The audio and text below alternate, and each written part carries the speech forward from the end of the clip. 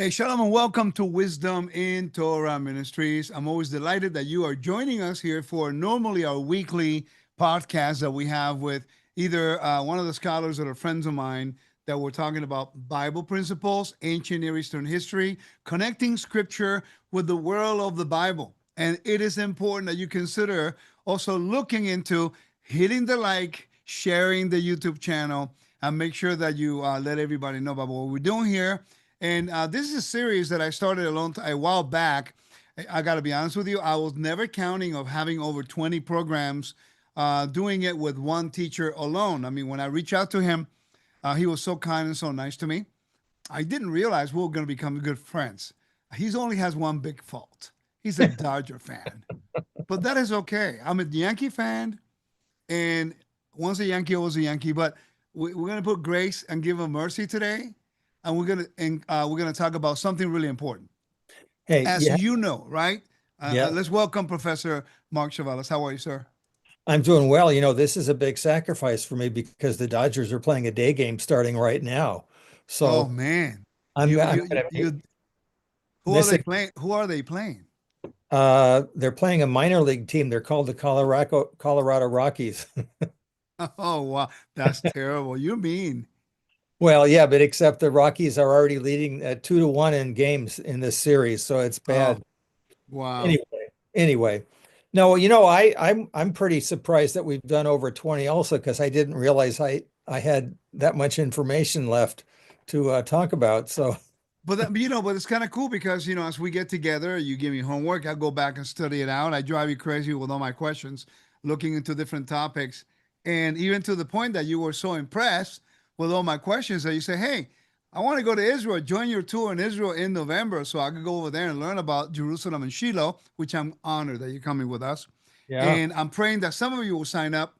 Please go to wisdomintorah.events.com, and there you can sign up. We're going to be talking about the first century history, temple language, archaeology, biblical archaeology. We're going to be spending time in Shiloh. We're going to be investigating about the tabernacle. We will see the red heifers that are still there.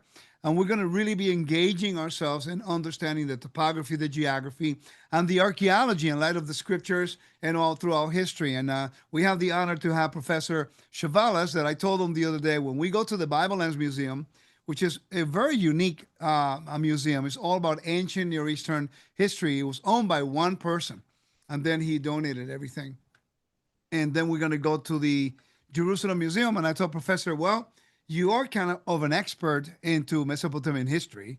So when we get to the gallery in the Bible Lands Museum that deals with all the Mesopotamian stuff, well, guess who's going to be the one speaking to us?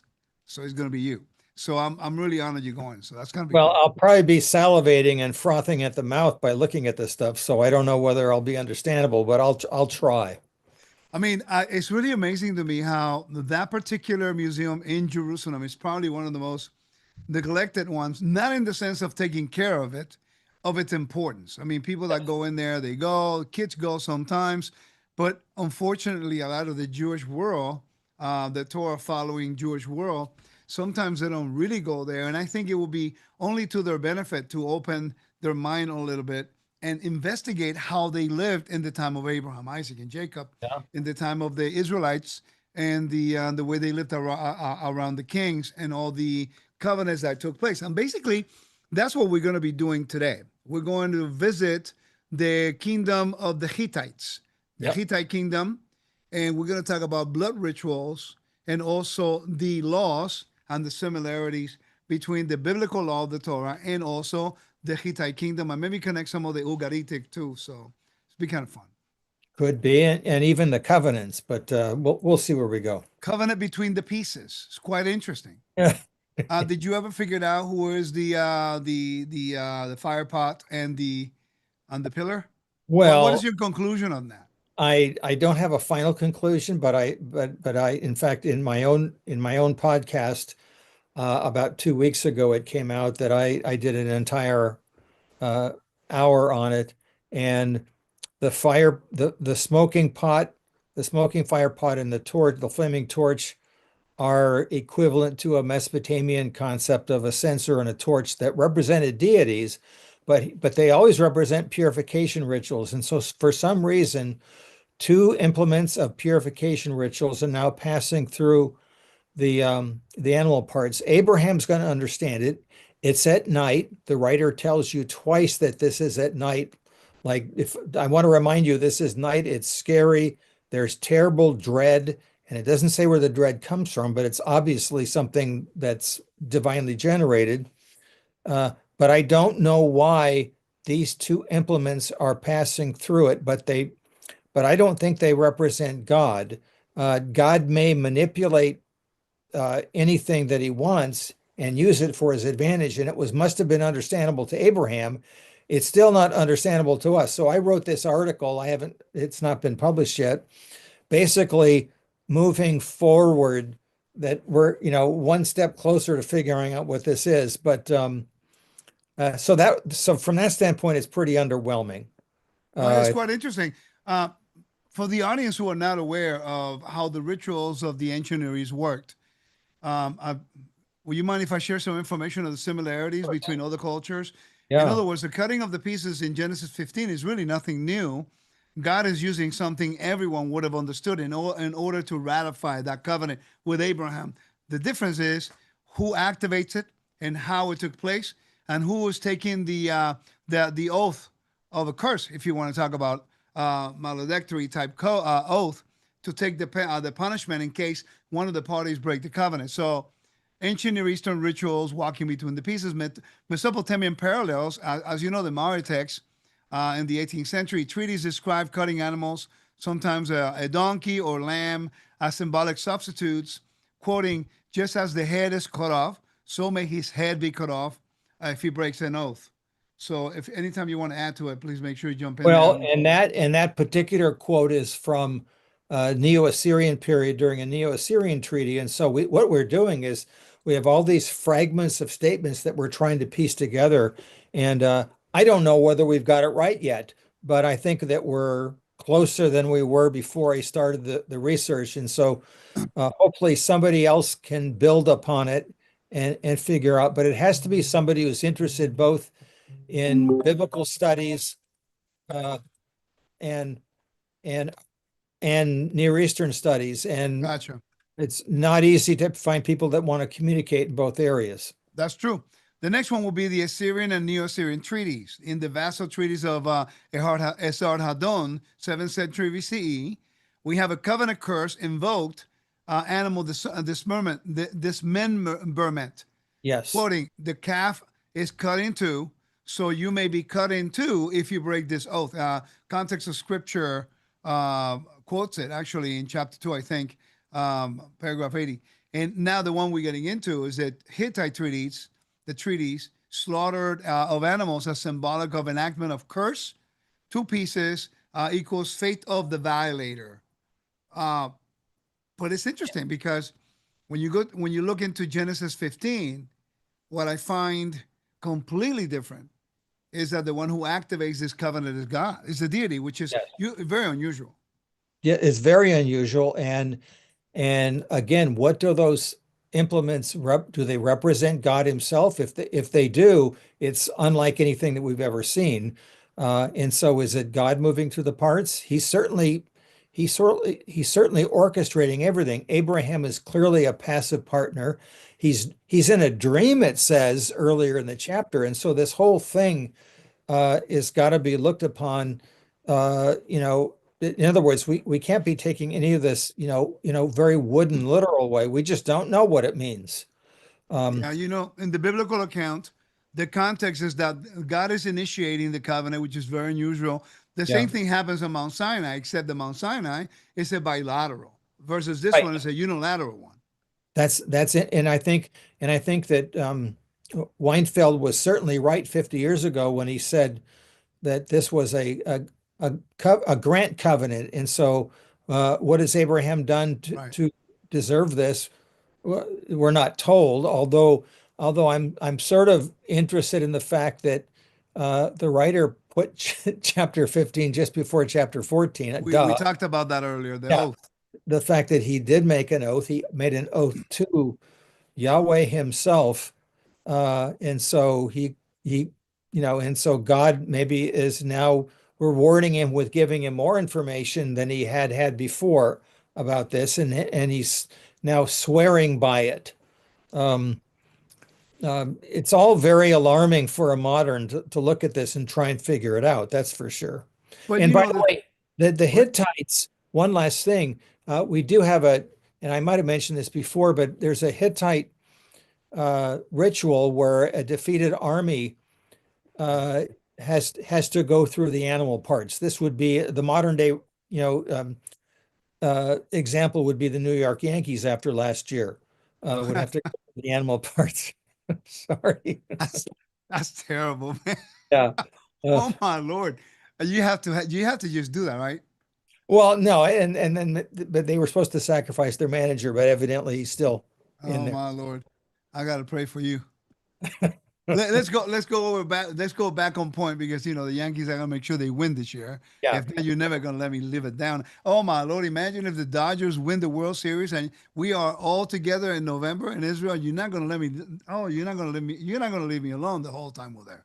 Oh, wait a minute. The World Series. I can't go now. No. Oh, never mind. They may not even get there. So let's Yeah, continue here. right.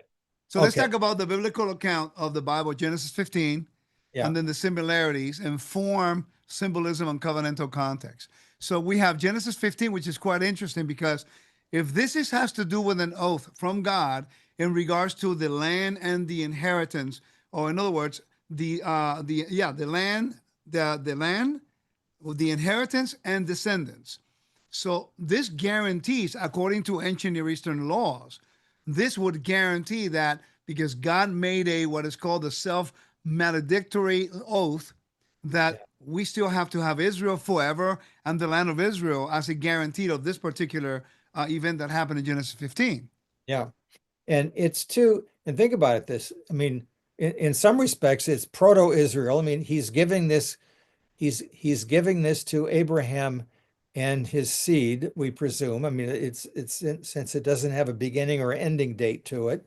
Uh, and so, uh, and whether it's maledictory, I don't know. We have so few examples of this. It's really hard to know whether it's always maledictory. Is it maledictory when it's a covenant grant like this? Uh, I I don't know. I'm not willing to be dogmatic about that yet. That I'm absolutely certain that God is, in a sense, swearing by Himself in a negative way. And maybe this is why we have these two formerly, in other words, these two items, the pot and the torch, represented two very particular deities in Mesopotamia, ones that would have been very well understood by Abraham. And like I said, they're always used in purification rituals, whether it's exorcisms or purifying a building or a room, or even during a New Year's ritual. And so I just don't know what their connection is yet, but they're not representing God. That's not what it would have meant to Abraham. So I don't know. Yeah. So in the biblical account, we have the context. The Lord makes a covenant with Abram. A ritual is cutting of the animals in pieces, which Abraham would have understood because that was widely practiced in Yeah. the ancient world. And then you have the Theophany, which is a type of the representation. Could it be the reason why you have the pillar of fire in the wilderness? Well, that's been the traditional interpretation of it, and I would be fine with that, except that with the fact that we have these two implements together, I don't know, I'm trying to think of what it would be in English. Um, uh, you can't have bread without butter. I know the bread and butter or something that Yeah. two items that always go Well, together. These two items if they go together, it's like a singular entity. And so it's not simply a fire, it's the torch and the censer that go together. And everyone in the Near East would have understood what that meant because it was probably even used in daily rituals. I got you. That makes a little sense. So the meaning is that God Himself binds His promise with the type of an oath, and that's why in the Bible Yeah. says, "As the Lord lives," that's actually alluding to the promises is made using Right. His name as guaranteed. Now the similarities between that Genesis and the ancient Near East is in form. ancient Near East in Genesis involves cutting animals and walking between the pieces. Except that between two parties, this one is the torch and the fire pot on one, only doing it and Abraham sleeping. Yeah. Symbolism in both dismembered animals symbolize the fate of an oath breaker. In the covenantal context, is used treaties of the ancient Near Eastern kings, and in God's covenant with Abraham, and the legal weight, which I think hardly ever we ever consider legality when we study scripture, is that both are solemn and they're binding oath beyond verbal agreement. In other words, it's based on complete loyalty to God once you make that oath. And sometimes we miss to understand the importance of what we're doing. Well, I'm just thinking about that because, when we look at, for example, the Hittite treaties, since we're supposed to be, since we want to get We're to, going there now. The reason, Professor, I did that, yeah, you mentioned something that I think it leads perfectly into it because of blood is involved with this particular yes, ritual that yes, that the Hittites. And I submit to you that many times many do not understand the book of Leviticus on the temple function, what it represents, because we are so foreign, removed. We're so removed from its yes, environment, and yes, we need to make aware of people that the blood in the ancient world represented everything. yes. Now, my thought is this, is that, when you look at ancient Near Eastern treaties, they never talk about passing through the animal parts in the treaty. You know why? Because that's a preamble to the actual treaty. In other words, the ritual isn't described in the same way that if you go into a court and they ask you to put your hand on a Bible to swear an oath, that's not going to be in the transcript because that's the preliminary part. All they want to know is your testimony. They don't want to they don't provide the thing that's obvious. And so we hardly have any information about that pre-ritual before the actual treaty. And so was it done every time? Was it done if you and I exchanged land? Uh, maybe so. I'm guessing that it would have been expensive. I certainly, in other words, you and I aren't going to exchange a lot of land or even uh, other things if we have to kill an animal every time we do it. That's true. I think, well, this is what I have. This is what I know. I know that maybe the reason why that occurred, it is possibly because everyone understood that the moment that you make that oath, anything that came out of your mouth from that moment on, just like in court when you put your hand on the Bible and you swear by it, then they're assuming that you're not going to commit perjury Right. because it's basically this is something that they don't realize. Let's talk about it for 1 minute and then move on to the next thing. The importance of taking the oath in the name of the gods or in Yes. the name of your God. To us today, it doesn't carry much, but as you know, taking God's name in vain falls more under the category of a judicial oath. Yeah, exactly right. And I think I've told you this before, even running around with my workers and with the workers in Syria, we would goof off like, and even trash talk, etc. But once you did anything that was considered serious of a serious nature, even invoking a god or whatever, then that was like completely, you could tell it was forbidden.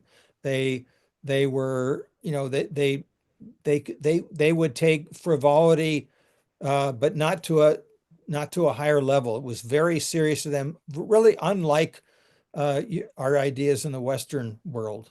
That's for sure. Well, I mean, I think this is the reason why it's so important to study these cultures because Absolutely. when we read the Bible, we can get a glimpse of how they lived. And you go like, wow, when they made that statement there, that's not just a statement throwing it out in the air. It actually had weight to it. When it says in Genesis 14 that Abraham told the king of Sodom, he told him, he says, no, for I have raised my hand in an oath. Yeah. I mean, talk about rejecting everything that guy was giving him Yeah. for nothing, because in reality, God made a promise, but that promise has not been revealed yet. Exactly right. And think about it. Even in Genesis 15, God has now taken the oath, but the promise still uh, isn't revealed yet. And that's why we have Genesis 16, where Abraham and his wife, make another mistake, not understanding, how this gift is going to be realized. Well, Right. I think The we gave a Hittite, pretty decent intro to that. Do you I agree? think so. Yeah, definitely. So why don't we go into the Hittite cult? Allow me a minute just to give them a little background here, so then you can just go on, do whatever, Yeah. teach us. But the Hittite cult provides one of the most detailed rituals in the ancient Near East. We're going to talk about blood rituals, and that's something that hardly anyone really talks about.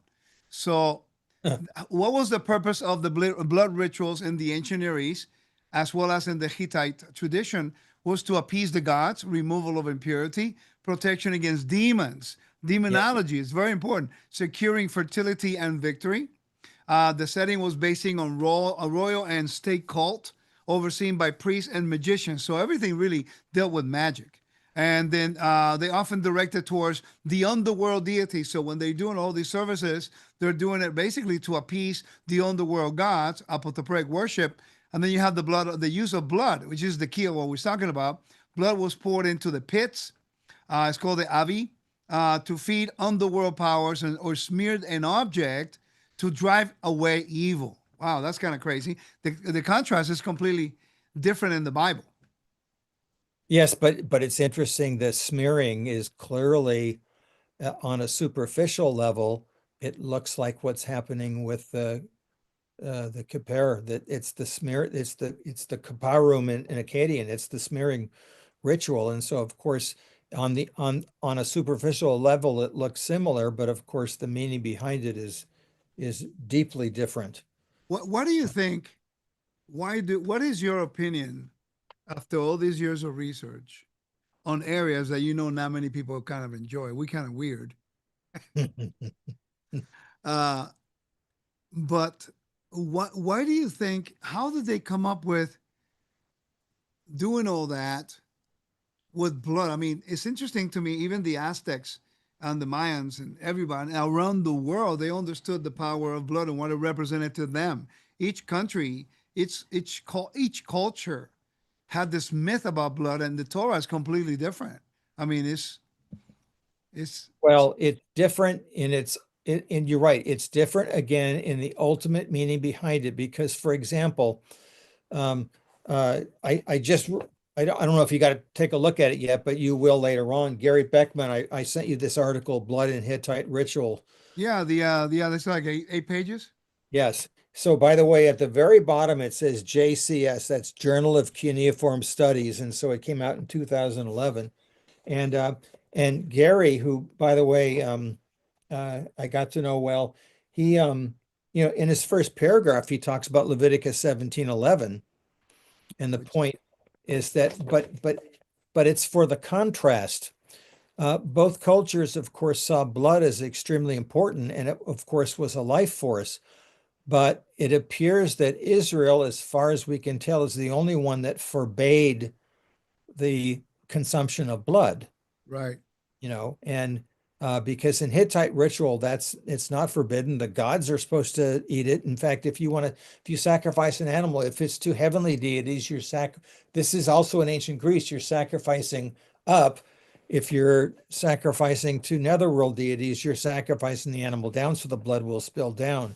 Um, just seems so You know odd. that in the temple, the high priest, when he go into the holy holies, also on the paraduma, the red heifer, when they sprinkle 7 times, they will sprinkle up first and then down, up Yeah. first and then down. And the whole idea is reconciling heaven and earth, not Ah, the underworld. That's quite interesting. So even some of the sprinkling may have been the same, yes.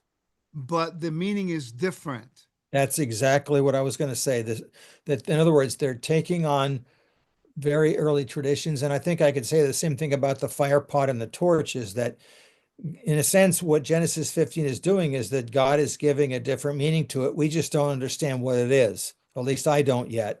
And but the and let me segue into something, because we haven't put Hittites in context yet.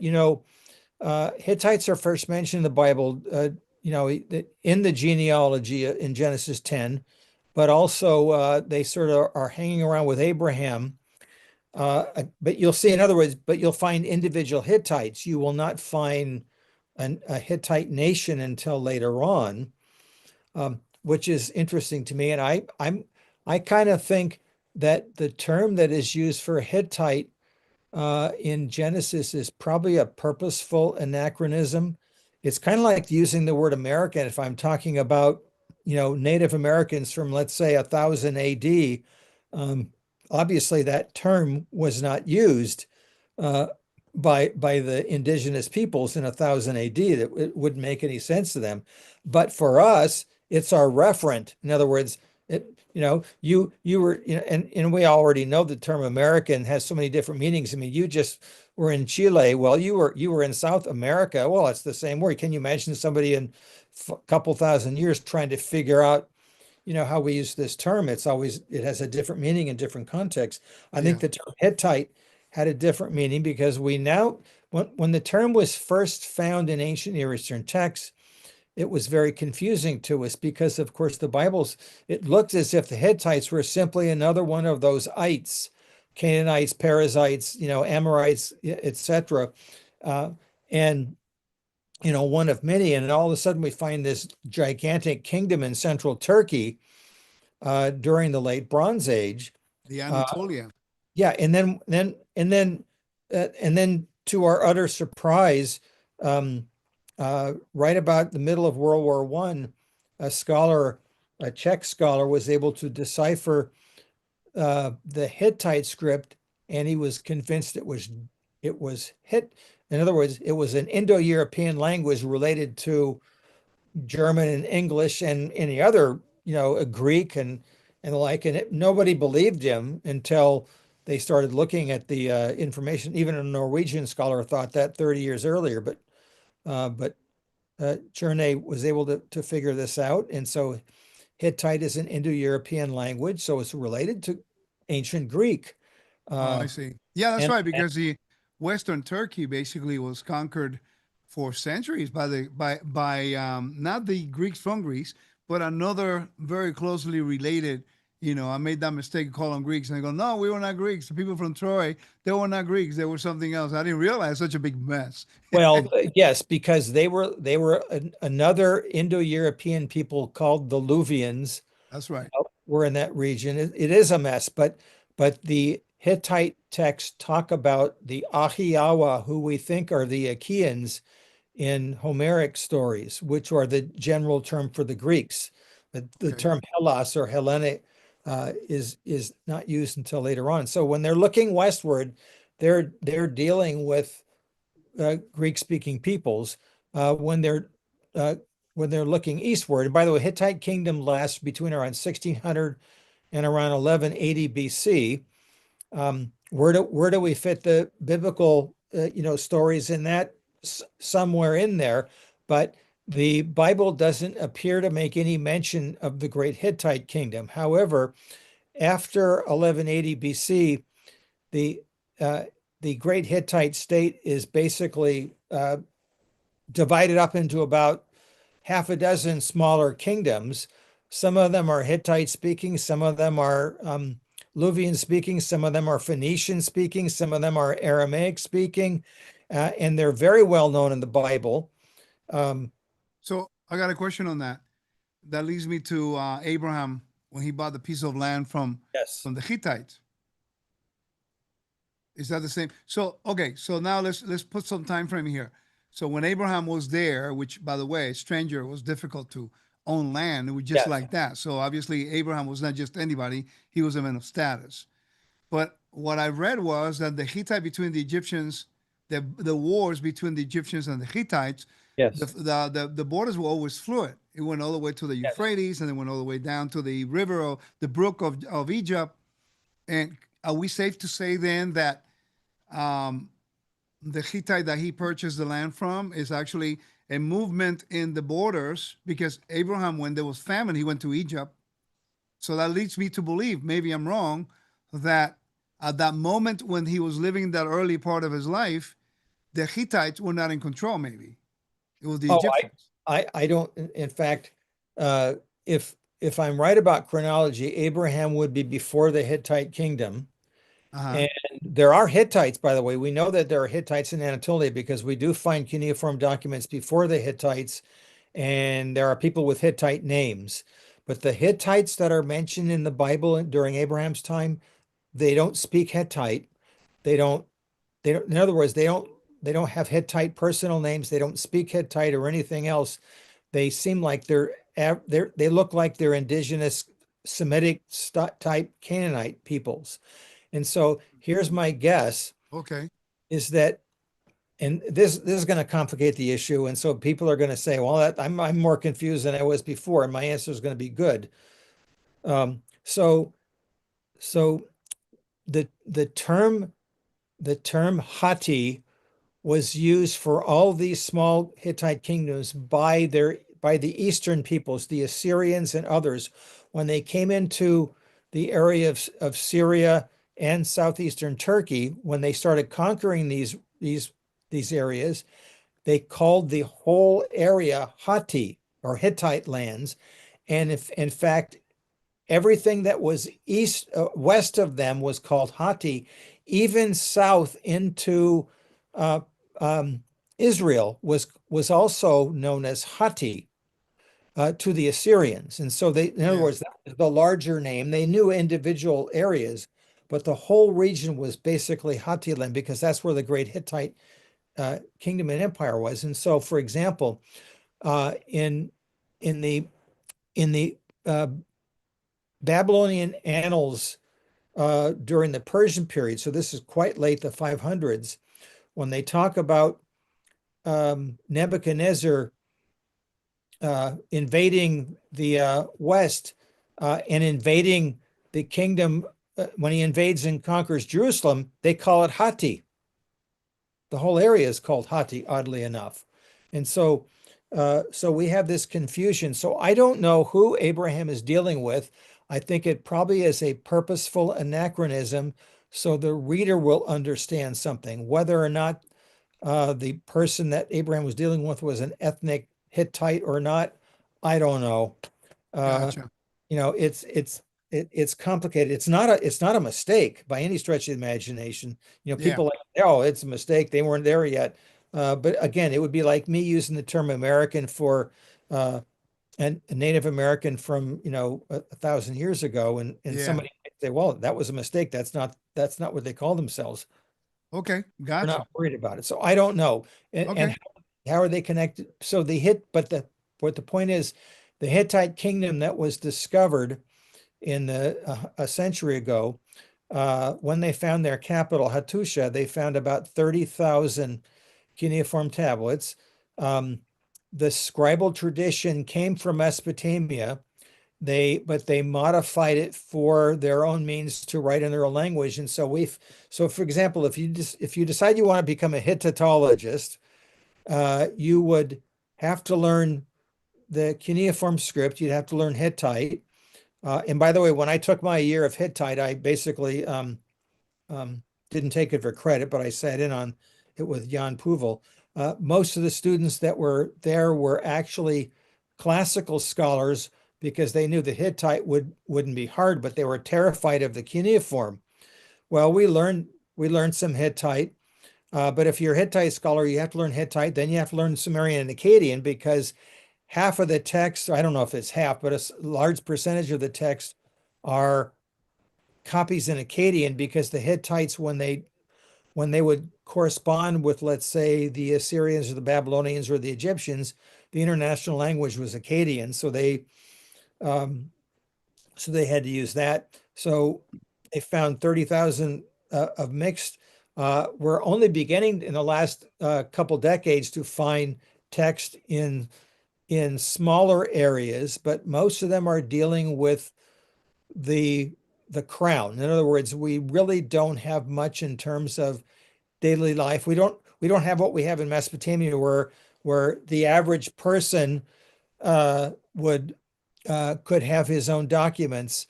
We don't find, you know, Hittite domestic areas Right. where we're finding. So almost all the documents we have are concerning the crown. So these are blood rituals concerning the king or his family or his army, etc.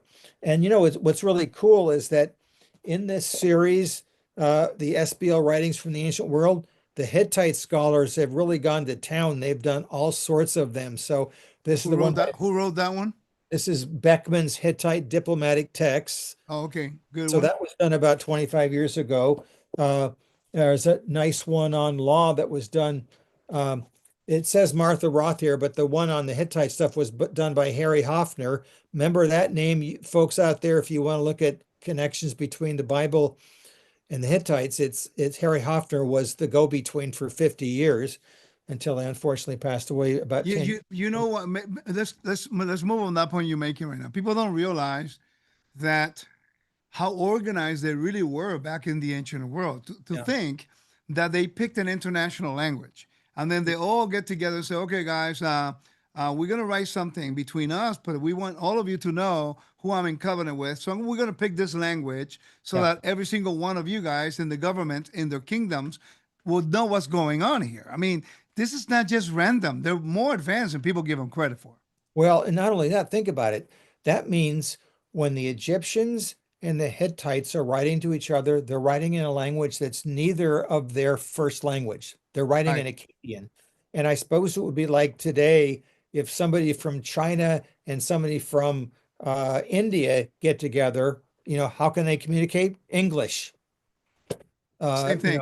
Same you know, way. it's really no different. That's So true. I want to show one or two of these other books just to show you um, uh, what what type of things are out there. So this came out about 10 years ago. Qamar Saro, Hittite Local Cults. It's pretty slow reading, by the way, but she has about 20 texts in here concerning. These are for scribes to know how to perform the rituals when they get to a particular town for a particular deity. And so for her to publish it in the same series is pretty cool. Um, and then one last one here, just for the moment, Jared Miller's Royal Hittite Instructions uh, and related administrative texts. This again talks about helps the king and his retainers know how to do particular things and military, how to form the military, how to make sure that they correct. It even talks about bathroom etiquette for the army when they're out in the field, which I thought was pretty interesting. Yeah. Uh, Not everybody might, but and But you so know, it only goes to show how much amount of information there is. So is it really an excuse for us to read the Bible and not understand the message? I mean, yeah, considering all of the information we have, I mean, they're quoting blood. It becomes the mainstay of ancient Near Eastern rituals yeah, and meaning. They either drink it, they use it for the underworld, they do rituals, they do smearing. But then we only focus on what the Bible says in the book of Leviticus, but we're yeah. not really researching it. But by and large, the systems of religion just do away completely. And I am the one who believes that if we really take the time to understand all of these rituals, then we can contrast, what God's message is trying to convey through those things in the Bible instead of, what they meant to the ancient world. And I don't know why there's such a resistance to some of this type of studies. Well, I think that it's the same thing that we've talked about almost every episode is that this is a really foreign thing. We're not trained to think that way originally. And you even in your own journey talked about the fact that,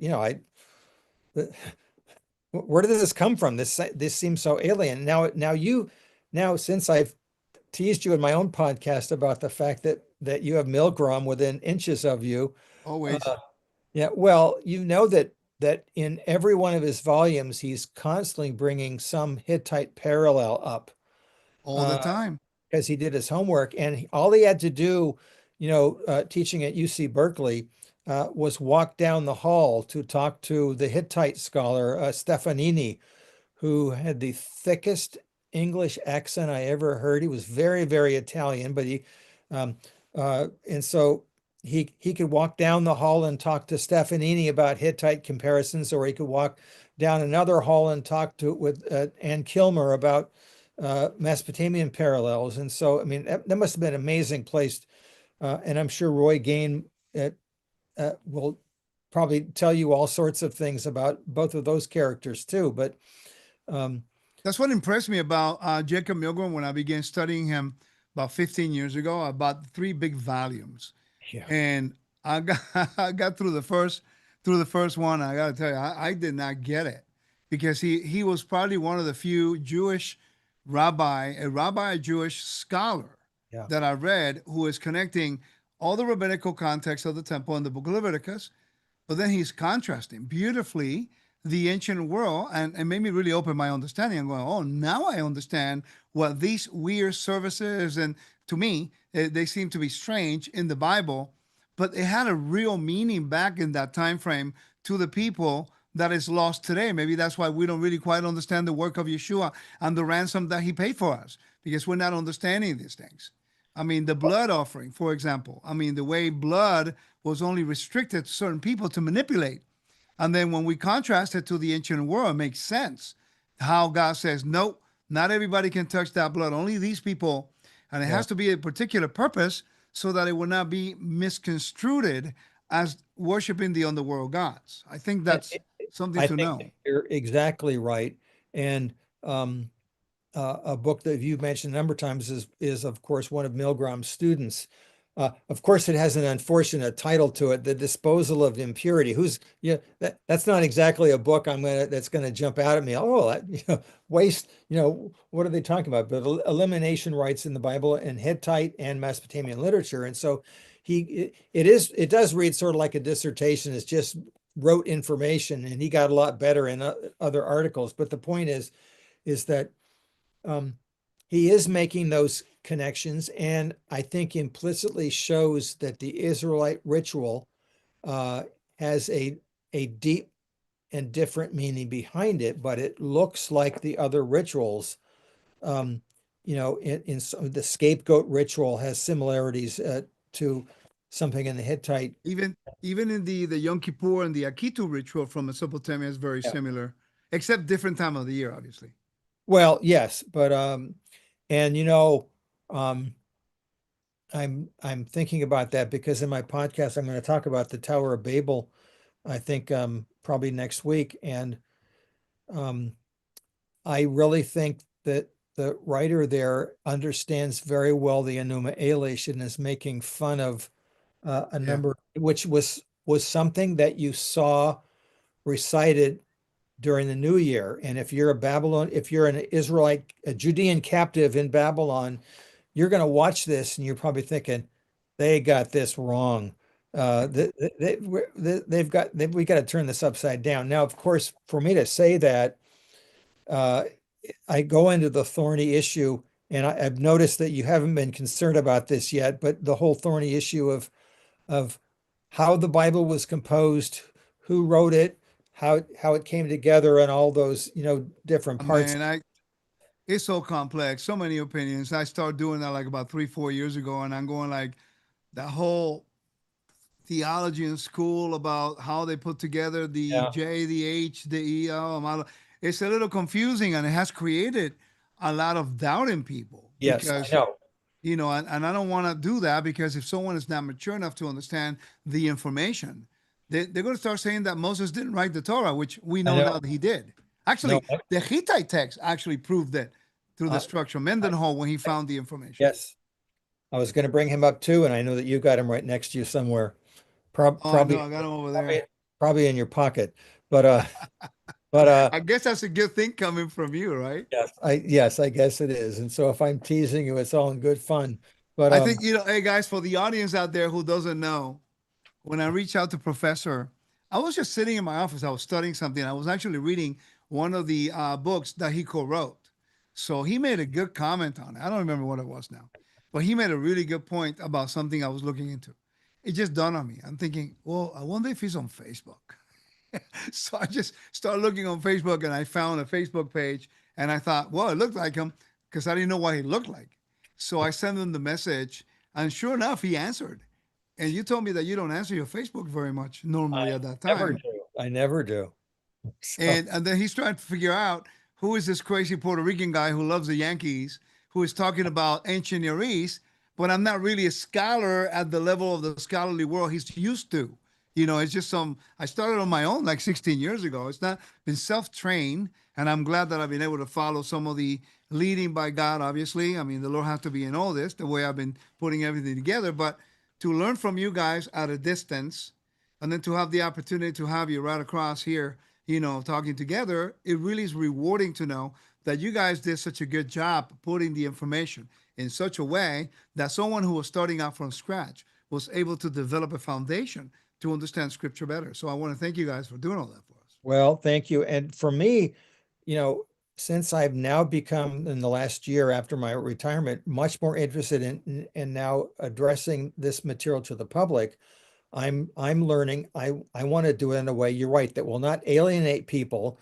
If I have a concept that is difficult, I want to make sure that I'm bringing it towards them so they'll be drawn towards it rather than reject it. So for example, in terms of authorship, and I won't go into the detail right now, I have a very distinct Mesopotamian way of understanding authorship, which perhaps we can talk about at some point, which is more communal and more text oriented rather than individual oriented. If we put that on the Bible, recognizing that it's divinely inspired, then I think the problem that we have with individual authors, of course, you think about it in the Bible, how many individual authors are mentioned for the Old Testament? Hardly any.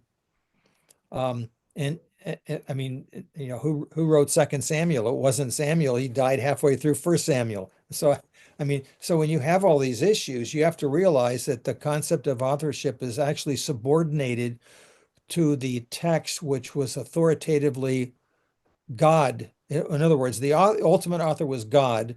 The secondary author, the human, who might even have the human personality to it, is clearly secondary and was de-emphasized. That really changes in the Greek and Roman period. That's And true. so the Greeks and Romans didn't understand that well. And I think even us, you know, um, when you when Jesus talks about Moses, people argue, well, see, Moses had to write every bit of it because Jesus mentioned Moses. And my answer is no, that was what the book was called. And so does Moses, I think, is the core of the first five books. But we've got this little phrase that happens about 30 or 40 times in the Bible until this day.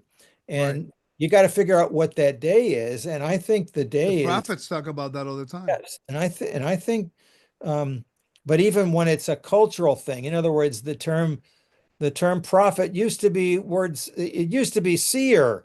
Right. And so in other words, that's a term you might have to be familiar with, but this is the one that we use today in the cultural.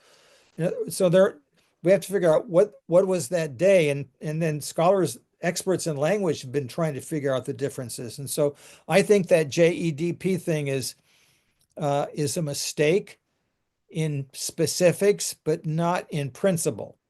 Yeah, the So way they applied it, I think it just created too much chaos. yeah, Hey, let me review something here with the blood and on the blood ritual, if I may. yeah, There are some features of the biblical blood ritual that are similar to some of the other ones. I like to highlight those, if I may, and then you yes, can just, whenever you want to just go off on one point, you let me know.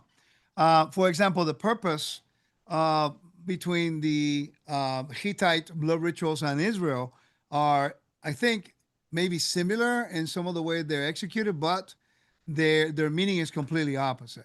So it's yeah, like it's for atonement, purification, covenant ratification, sanctification of altar, priests, and also this is a biblical blood ritual, by the way, yeah, and the people, right? And the setting is only in the temple, the tabernacle from the beginning, and then the temple once it was established that right, will be the place, and only by one type of people, the sons of Aaron, and that's it, not kings. A king in the Bible cannot manipulate the blood. right. Orientation. It has to be directly toward the Lord, not the underworld powers. And that's interesting because now I really truly understand, Professor, why the Bible is so emphatic about how you do the service, which way you're looking at in the temple service. You have to be looking towards the west at the door of the temple in order to do any type of slaughtering. You cannot turn your back to it. Yeah. And that's quite interesting because even that type of directional movement, it represents life instead of death. Yeah, and of course, um, in the ancient Near East and even the modern Middle East, of course, you don't want to turn your back on the your object of your relationship. Um, you know, if you and I were talking and I turned around and continued talking, that would be the height of insult. We have to be looking face to face. Um, and so, in fact, you think about it, even when we're talking about being in front of God, it's literally in front of God's face. Um, and so I think Yeah, that make a lot of sense. And that's true. obviously, yeah, obviously, whatever you talk about with Roy Gain, he'll be able to get into much deeper uh, with. I'm looking forward to that because I'm gonna be asking him about one particular thing. It's about pesha, about rebellion, and how in the ancient world, specifically the Bible, there was no offerings for that, except Yes, for Yom Kippur as a national repentance. It had to be to a ratification of blood, because you have the two scapegoats, one for Azazel and the other one for the Lord. Now, the one for the Lord in Wright's book, the one that you have in your hand, yeah, talks about that the defilement of the tabernacle was too much, that eating any part of that animal by the priest would not be sufficient for them to eat it, because the significance of eating that animal, or the flesh of the animal, would only happen with two of them. It had to be with the Ashan and the certain offerings. They eat the meat, but not the one on Yom Kippur. They had to take everything outside, the disposal of the impurity. But the blood of that animal is what restored the relationship between the individual, the family, priesthood, priestly family, and the whole community. It's quite interesting because the whole premise of relationship was based on how the high priest manipulated the blood of that particular goat.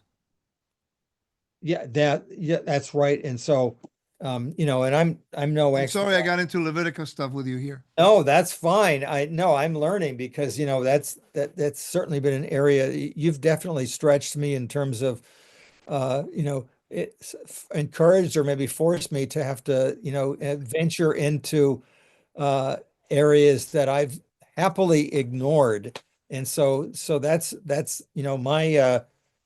your gift or maybe your burden to me is Gift no, of burden. I like that.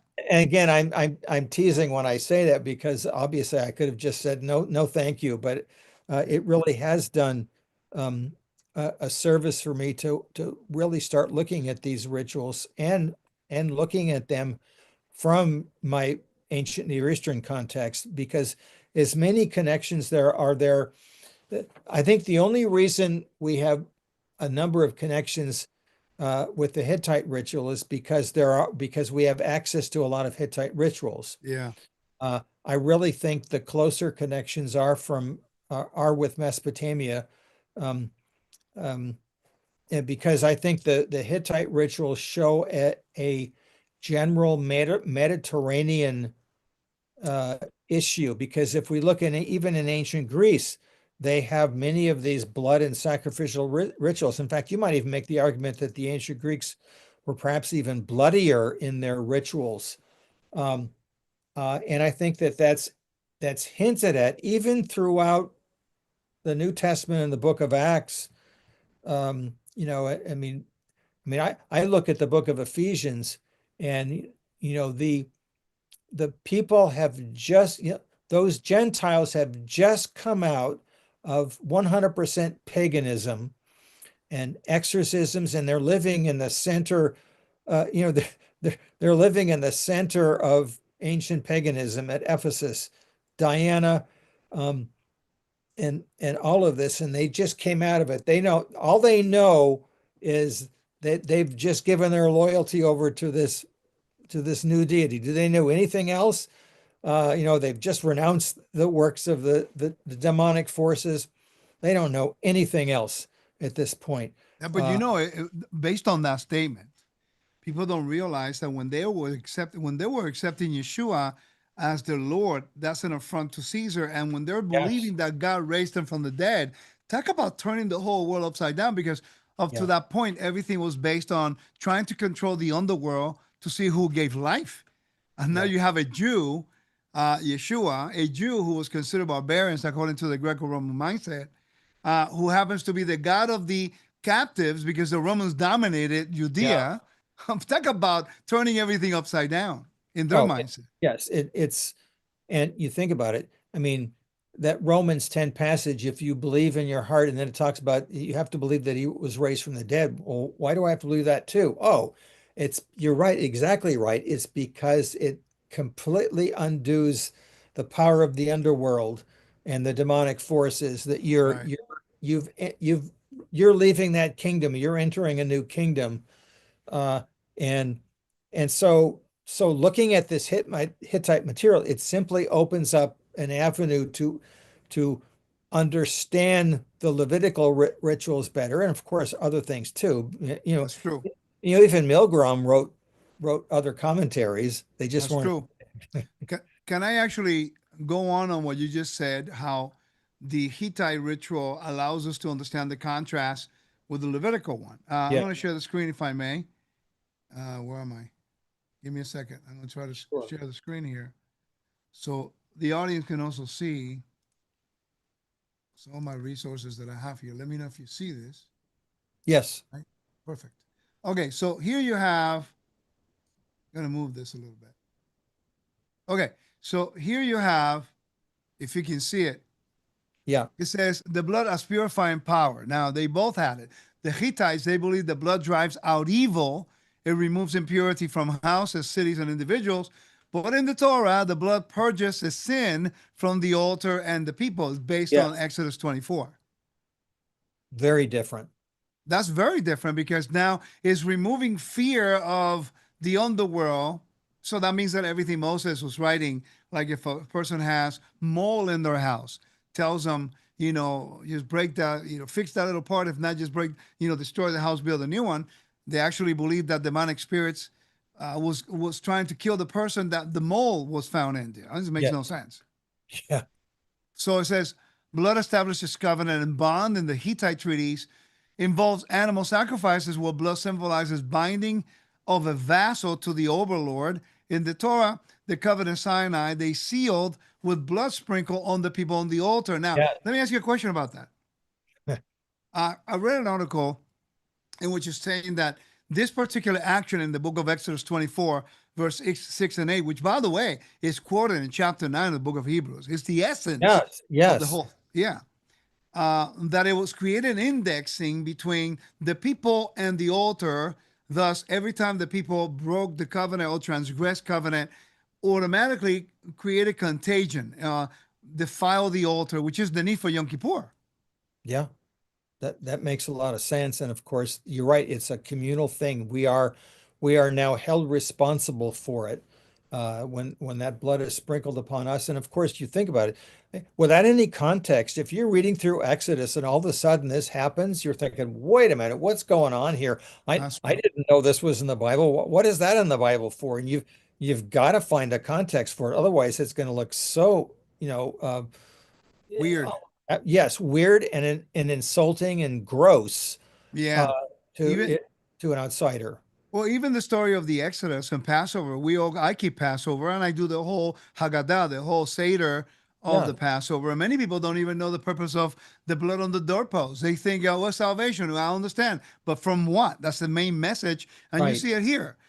Even the Bedouins, when they used to move from place to place, because they were very moving all over through the desert based on, looking for food and stuff, they had rituals putting blood on the doorpost of their tents to avert evil. So the Hittites did the same, the blood smearing of thresholds, figurines, and objects to protect from demons. Versus, look how the Torah changes everything. It says, Passover blood on the doorpost protects from Israel from the destroyer, from death, not the demons. It has no authority, and I find that to be amazing. So while everyone, and this is, I got a point of contention.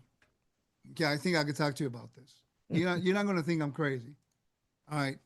Why is it that in the Christian world, maybe they're not really understanding the biblical context? I'm going to give them the benefit of the doubt.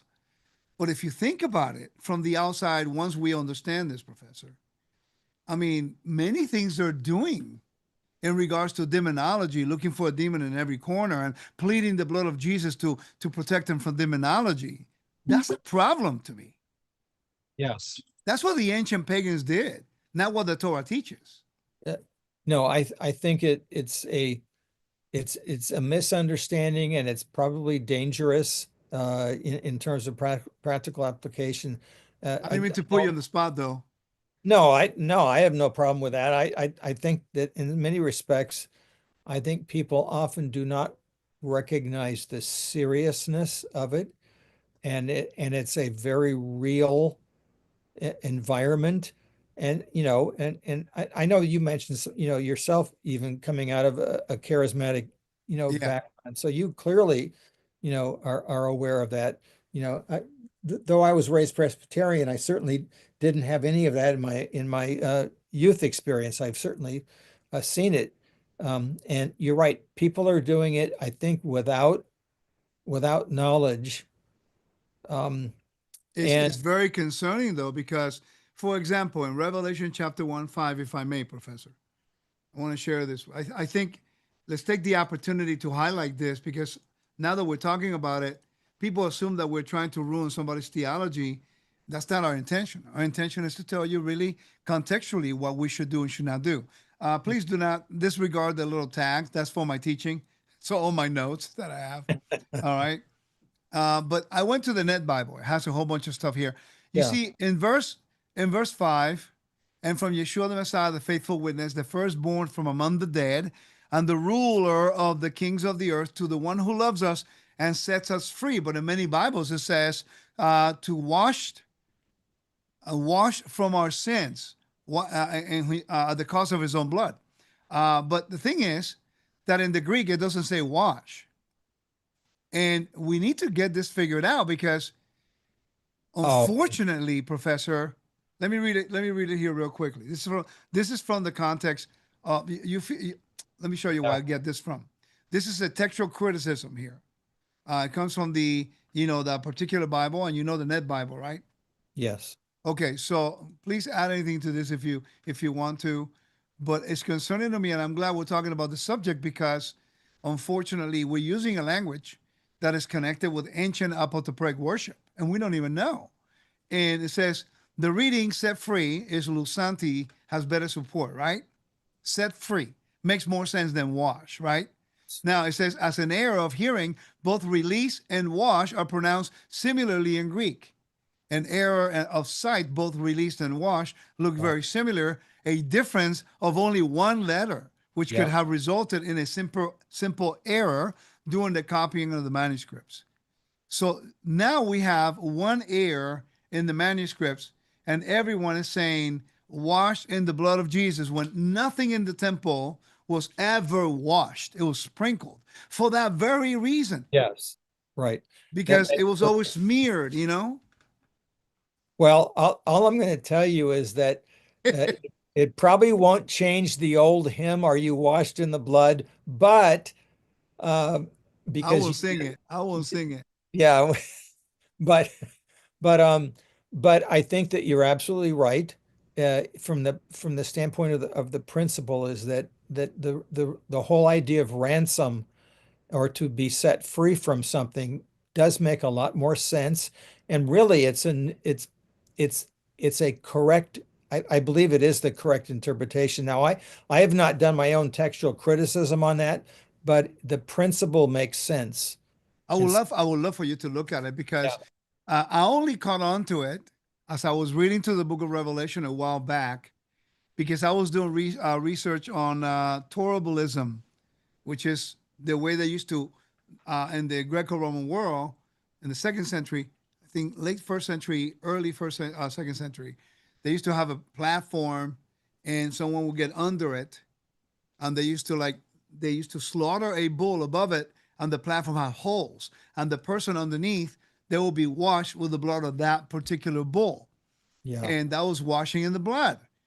And now that I understand this, I try to educate people, and then when I found the textual criticism, it only reinforced right. what the proper context is, understanding the temple. That's why I continually keep telling people the temple service is paramount. For example, in the Hittite ritual, they often substitute a ram, a goat, a bird to carry away the sin of impurity.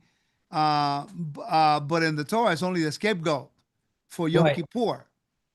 So, I mean, but when you contrast these, if I'm going to do this again, give me 1 second, because I think this is kind of interesting, and I want to get your input on this. You made me do some research, so here it is. So it says the Hittite, the blood offer to chthonic underworld deities and spirits. In the Torah, the blood offered only to the Lord, with strict prohibition to Yeah. offering of demons in Leviticus 17:7, which clearly says, and they may no longer sacrifice their sacrifice to the goat idol, after which they were prostituting. This is a chukat olam. This is a decree forever. I mean, to start getting any connection with the underworld gods is a huge affront to the Lord. Yeah. So then you have the Hittite impurity. It has to do with demonic invasion, disease, curses, bad omens. In Torah, the impurity, what a contrast, is a ritual of uncleanness, corpse, menstrual cycle, skin disease, but not demons. What a difference. It's yeah, so the meaning behind it is extremely different. And I'm fascinated the fact that Leviticus 17 is probably what uh James is talking about in Acts 15 when he's talking about the particular things that the Gentiles make sure that they're not doing. One of them is the blood, the You're right. strangled blood. And so he's actually picking items out, 3 items from Leviticus 17, and I think the fourth item is from Leviticus 18. And Right. maybe we can discuss that at some point. I would love to discuss that. I actually talked about it in my most recent podcast that came out. You won't be in agreement with it, I can guarantee that. So we'll have some interesting talks. But All right. Well, I don't know how. Okay. I don't. Let me rephrase that. Let me reframe that. Okay. So if Acts 15, see, you have to do it. It's all your fault right now. I just want to let you yeah, know. It's all your fault. So why would James tell the Gentiles who are starting out, why would he quote from Leviticus if, in fact, according to the system of religion, the law is done away with? By the way, he says later on in verse 19 and 20, for the law, for the law, I'm going to paraphrase, for the law is read every Sabbath do you in know the that synagogue. when he read that, it wasn't in the letter to the Gentiles when he sends the letter off, What do, interestingly. what do you mean? What do you mean? The mention, the reason, and this is the traditional interpretation, the reason that he mentions that in I think it's 1520 about the law that is being read in Moses, it's so they won't offend the Jewish Christians, because that part of the letter is not there when the letter is sent off to the Gentiles, interestingly enough. In other words, he repeats himself. He's first giving us the information when he's dialoguing with I the got you. Yeah, I follow what you're saying. and Can I then push back on that? Can I push a little bit sure, on that? sure, sure. So could it be possible that he's talking to the leadership in Jerusalem, and then when he's sending them out to all the whole congregations in Asia Minor, remember the laws of collegia.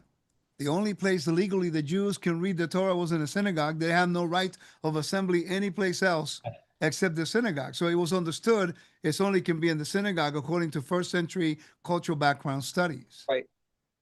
Something to So think about. I'd like to talk to you a little bit more about this. Kind of yeah, cool. no, we definitely, because it seems so random that these 4 particular items are the ones that they want the Gentiles to work with. And now I don't think they're random. But anyway, it'll be fun. If But I think it's great though that he's using the book of Leviticus as the main source Absolutely. of purity laws and behavior, Yes. eliminating to'ava, abominations, which will Yes. the same practices that we're discussing here in the Hittite and also Mesopotamia, they were carried over into the Greco-Roman world. You know that. Yeah, exactly right. So that Well, means that whatever stood for cleanness and purity in the ancient world as well as in the Torah is carrying over to the new first century believer. It's quite interesting. yes. Yeah. Very All right, interesting. few more, and then you give me your input on these. Okay. Why are you looking at me like that? You want to go see the game? Oh, I already know they're winning 4-1. Oh man, that's pretty good. That's really good. All right, so you have consumption of blood. You have the Hittites, the blood sometimes symbolically consumed in oath and magic, but in the Torah, it was an absolute prohibition of Right. ingesting blood, Yeah. according to Leviticus 17, verse 10 to 12. And then the Hittites, they did everything in pits, thresholds, rivers, mountains, rituals performed in many locations. And in one time in the history of Israel, they also were able to do free will offerings in different altars until the tabernacle was established in a fixed place, and then the temple. In the Torah, the blood rites centralized at the altar in the sanctuary. That's it. And Yes. then the covenant sanction, the Hittites, they curse and blessing invoke the gods, by the gods through rituals. In the Torah, the curse and blessings are written in legal text, as in Deuteronomy 28, but sacrificial blood itself atones. Yeah. So, quite Exactly right. interesting. And yeah. Yeah. Do we Let's have go. any time to talk a little bit about some of the similarities in the laws? Sure. Got a couple minutes. Sure. Let's go. All right, so Hittite law parallels to the Torah commandments. The source is the Hittite laws, and the one book that you recommended that I also have is Context of Scripture and the Ancient Near Eastern Text by Pritchard too. Yeah. Of course. Sexual laws. Actually, let me go down here. I don't think we're going to have time to really look at it all, but I went back and looked at the text. So Yes. law 188 to 189 to 190, if a man has intercourse with his wife, it is a capital crime. He shall be put to death. And if a man has intercourse with his daughter, it is a capital crime. He shall be put to death. It's similar to the one in the Torah Yes. in Leviticus 18. So just because they're similar doesn't mean that God is copying them. It's just they share the same commonality in regards to that sense of morality there. Exactly right. I think it was probably a general morality throughout the Near East. Certainly, these incest laws are. Yeah, well, what a contrast between the Hittites and the Canaanites. The Canaanites did everything opposite of even the Hittites and the Israelites. It sure seems to be. Yeah. Yeah. Law 187. If a man has intercourse with either a horse or a mule, it's a capital crime. He shall be put to death. Bestiality is very much condemned in the Bible. The same thing as homicide, and manslaughter. Um, in certain situations, it's a little different. But what do you think about that one in particular? Which one are we looking at? 91. 91. Anyone kills a free man or woman, it's a capital crime. He shall be put to death if he kills. It's a free woman. How about the slave? It's a Yes. caste system. And exactly right. And so that's very interesting. And so yeah, I mean, and really you think about it, we talked about this when we talked about Mesopotamian law. The Hittite law has the same general structure, the if-then clause. And we only have a very small smattering. I mean, 200 total laws. Right. And so it's not a big corpus. But but look Um, at the difference between the law of the Hittites in regards to capital punishment, homicide, and manslaughter, right? And it's a free man or woman, but people don't realize that's a very big statement because there was a caste system. There were slaves, and if an owner killed a slave, they own them. right. So they have complete right on them. It's talking about somebody who has the same status. Now look at the Torah. It says, whoever strikes a man is Yeah. completely different than the Hittite says a free man or a woman. It's including everybody in a collective unit. And then it does something very interesting because look, it says, if whoever strikes a man so that he dies, he shall be put to death. But if he did not lie in wait for him, but God let him fall into his hands, then I will appoint you a place in which you may flee. If a man willfully attacks another man to kill him by cunning, you shall take him from my altar, and that he may die. It's intent, preservation of life, not status. Right. Exactly right. But then the Torah, Professor, has something very unique than anybody else. In your research, have you found any other ancient Near Eastern culture that has the cities of refuge, or that's only limited to the people of Israel in the Bible? Thus far, I'm not aware of it. In fact, that probably would be a good question tonight for Dr. Gain. He might know of something, but I'm not aware of it. So Well, I find this so amazing that the rituals, the blood ritual, it was the kind of impurity that we're trying to address is demonology. yeah. And in the Bible, it's more like purity and cleansing God's sacred space. I mean, if you would have lived, let's say, in that time frame, let's say you're a Hittite and you see the way the Israelites would have approached this compared to your culture, would you have been surprised, maybe impressed by their contrast? Well, it would probably take some time to figure out the contrast. In other Uh-huh. words, you might, if you were allowed to look at the ritual, you probably wouldn't be, for most of it, you probably wouldn't be surprised. I think I mentioned this before. It's kind of like what happens in 2 Kings 10 when Jehu tries to trick the priests of Baal by performing sacrifice rituals in their temple. And they're fooled by him. The only way he could do that is because they probably look superficially the same. And so I think Hittite ritual would understand the fact that they're using blood, they're using, animals, and the rituals would look similar, but the meaning behind them would be different. So when he started asking questions, why did you do this? Oh, that's not why we do it.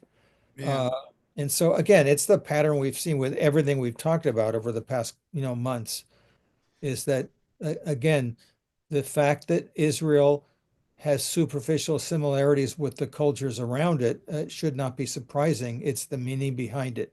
It's always that. That's, I find that to be, when I began my process of learning this, I was blown away by how God initiates a covenant with the only covenant in the ancient world in which the one who initiates it is a deity instead of two Yeah, kings trying to call the gods as witness. right. I find Yeah. that so amazing. No, it's very unusual. Yeah, because that's gods don't do that. Gods don't take the initiative to usually do not take the initiative to make deals or to approach humans. It's usually the other way around. Yeah. And so it's a fund. So it's different at its very, very core. Absolutely. So I think that We're if we're somebody, blessed to serve such a good guy. yes, we are blessed, and so if somebody wants to delve into Hittite studies, it's a whole lifetime, by the way. But there are occasionally people who are who are believers who will do it, and the greatest of these by far was Harry Hofner. So you look up you look up something by Harry Hofner, you always know you're going to be getting it from someone who was sympathetic to trying to take his field of study and apply it to the biblical one. It's just very rare, and like I said, Hittite scholars and biblical scholars very rarely interact, and this is why um, if Roy Gain can talk to you about a person like David Wright, um, who tried to bridge that gap, although I don't know much about David Wright's personal background, um, it's it's very helpful. And of course, I'm sure to many of your listeners is going to think, well, isn't this just another one of those people groups to worry about? My answer is yes, but they have some very particular things that shed light on the Bible, and especially Leviticus. So In you're basically saying that I'm weird, that I'm trying to do some crazy things, mixing everything together. but I didn't have to say anything. But you did. Yes. But I, you know what's interesting? In all these years that I've been doing this by myself, I have my teacher, as you know, temple teacher, but he doesn't really focus a lot on ancient Near East. yeah. I've been kind of the one, the catalyst in trying to get him, hey, consider this, and then he gives me verses to validate it.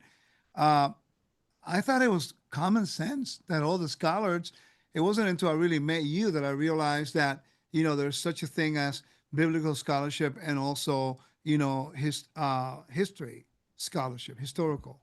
And I think it's fun when we dialogue because I'm trying to throw a wrench out, something that I saw that I'm sure you know because you read it. It's just that that wasn't your focus for so long.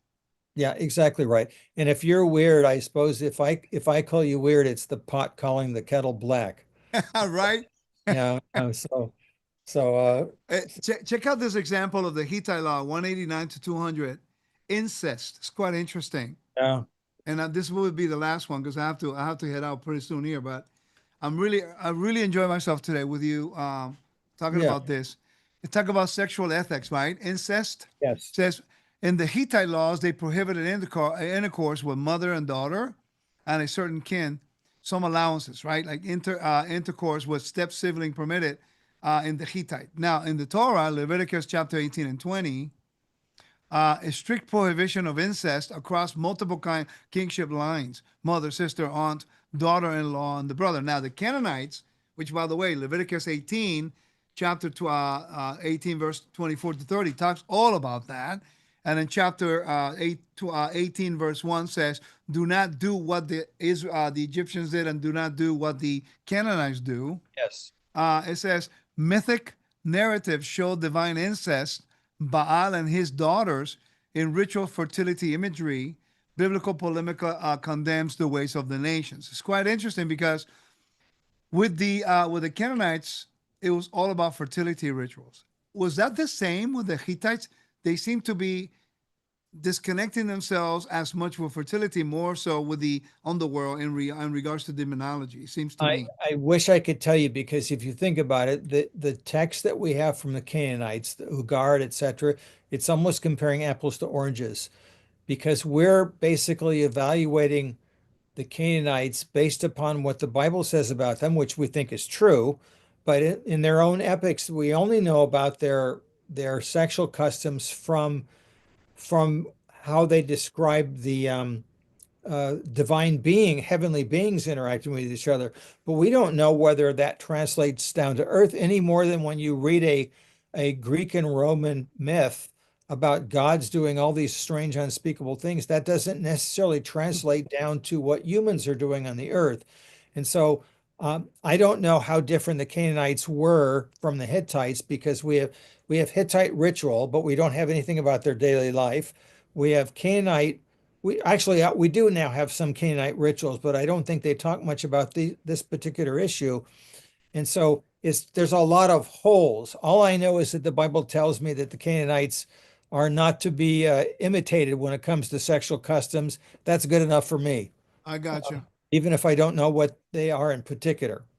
From 1 to 10, 10 being best, obviously, could you understand the Bible to its fullness by only reading the text without the information from the ancient Near East?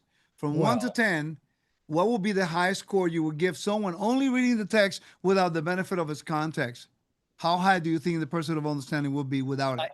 I don't know what your question's so open-ended. Are you talking about whether or not I can still have a spiritual and No, intimate no, no. I'm talking about relationship? understanding the storyline, Oh, understanding understanding. Oh, understanding the storyline, oh, understanding, what the message is, understanding the contrast, or the message. I oh, mean, I we think you're missing like a significant half or right more. I don't know because what the answer is. all of us, we have this innate instinct to search after a God, right?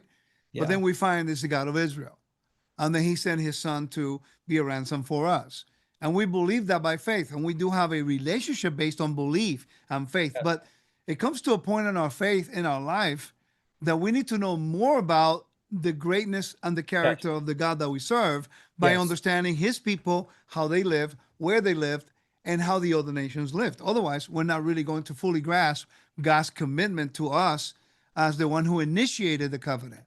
Yes. In other words, the relationship can become deeper because of that, or understanding Correct. becomes deeper. So yes. So I think you're right. I think that since this has been opened up in the last century and a half, 2 centuries, it really in a sense, all we're doing is we're trying to restore what the ancients already knew. We're trying to reconstruct their environment to understand what was going on. And I think it does give us a deeper appreciation of things, which though perhaps it's not mandatory, but it's so useful, it's so helpful, and and I think ultimately it does have a spiritual dimension to it. In your case, I think last point. In your case, I think that you were blessed in a way that you were just worried about the history, your relationship with God intact, but you're presenting the information and the evidence. And because it's more like a school, you know that some of them will be interested, some of them may not. Yeah. Um, but in my case, and now you're coming into this realm, you're trying to teach the believers, and you can sense the resistance of areas they never studied. Yep. And it's kind of, to me, it's really amazing how a student who may be an atheist could care less about the Bible, may be more engaged in what they're learning and ask you questions about it without having to have a debate every second. And then you have believers that our only motivation, and I know I could attest to this by knowing you better, our only motivation is to enhance our relationship with God and the Yeah. understanding of what the Bible says. And man, all the feedback and all the pushback and all the arguments, and then they say one or two things that they really are not understanding what we're saying. They don't understand the context. And it's kind of sad. I'm hoping that it will change eventually, but it's got to be frustrating. And I'm glad that you joined this journey because I was feeling quite alone. Well, again, I think if when you bring it to God, he's going to say, yeah, I understand it. Just give him wisdom and love and patience, because of course we're messed up in our own journeys at some point, and God's patient with us, so we have to be patient with his children. That's That's true. all. I mean, what else That can we say? Well, that you're better than I am because I'm going like, Oh, what is wrong with you people? Anyway, well, look here, look here. Anyway, but I mean, I don't everybody has feel, different callings. I feel that too. Don't worry. Hey, by the way, I want to thank you always for joining me and stuff. You picked the topic for the next time we meet up. And I want to also let everybody, and by the way, tell them about your podcast again, please. It's called the Buried Bible Podcast. You're having B-U-R. a lot of success with them, and I see it's getting traction. I'm happy for you. Yeah, it's been fun, and I think that the fellow I'm working with, Keegan, is amazing. He does everything else. I just come in and talk, and he just sets everything up and does all the splicing and so Wait, wait, he you don't give him homework? I have to do all this homework all day long. well, I no, he demands that I send him articles to Uh, look at, so he knows. But yeah, no, But not at this level. I think I'm a little crazy. I think this is normal, but I don't know why. you're a little crazy. Yeah, well, that's a good I'll- thing. I'm learning a lot, so I want to make you proud. Well, hey guys, thank you so much for joining us today. It's always a delightful experience to be with Professor, and with every single one of you. Remember to subscribe, share, and like. Let everybody know about what we're doing, guys. The whole idea is this: is my intent, my intention, is that someday you'll take some ancient Near Eastern classes, and that our videos and these conversations. That, by the way, what you don't know, and this is supposed to be my personal study time with Professor, that he allows me to share with you. So this is what would happen in our conversation if I had the privilege to just do a me and him, which I kind of say, let's do it live so people can get an idea what I and you go through in exchanging on ideas and processes that we go through and how we formulate these arguments and trying to understand the Bible better. And not everyone is willing to exchange openly, understanding we have differences. But every time we've talked, we always end up agreeing more than disagreeing. Yep, And whatever we don't agree, because he's a Dodger, I'm a Yankee, and Yankees have more world championships than anybody in the world in the history of baseball. put I am together. always right. Come on, say it, Professor. I'm always right because the Yankees dominate Oh, no it matter hurts. what. It hurts. I had to. You threw one in earlier today. I had Yeah. to. You thought I forgot about it? Okay. Love you Yeah. very much, my friend. You take care, and we'll see you guys next week. Thank you for joining us. Please share this with your friends. And remember, evidence establishes the truth, is what the Bible says. And all these things is to help us grow in our faith and grow in our understanding of God's word so we can become better servants and honoring Him in everything we do. Shalom to every single